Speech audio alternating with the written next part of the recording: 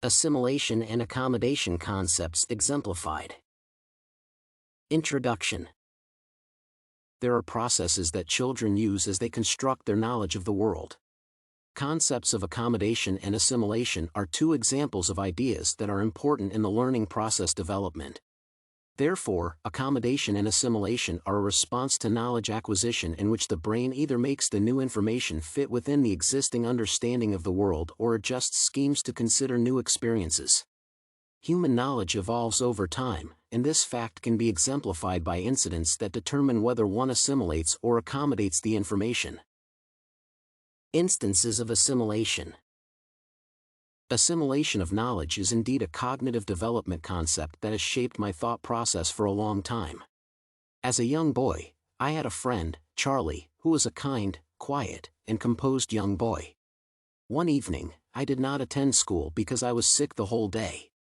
I heard noises from outside the house in the direction of Charlie's parents' house.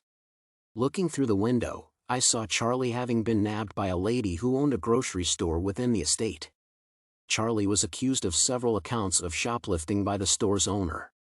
After the incident, Charlie remained my friend, and he continued sharing his fruits and snacks with me. Clearly, the new behavior was made to fit in with my earlier understanding of my friend's character. This is the reason why his misbehavior did not affect our relationship. Another instance where assimilation has affected my schema was the point at which I was learning data analysis software and computer programming languages. Being bred and raised by an economist, I had a great inclination towards statistical package for the social sciences, SPSS, because that was the software I was taught to use by my father. The difficulty arose when I attended Stata classes and was required to use the commands of the program. Often, I would draw my conclusions from SPSS analyses. Without a doubt, this meant a usage of the existing schema to handle the new information. However, assimilation of the new programming experience provided me with an additional choice in data analytics. Accommodation exemplified.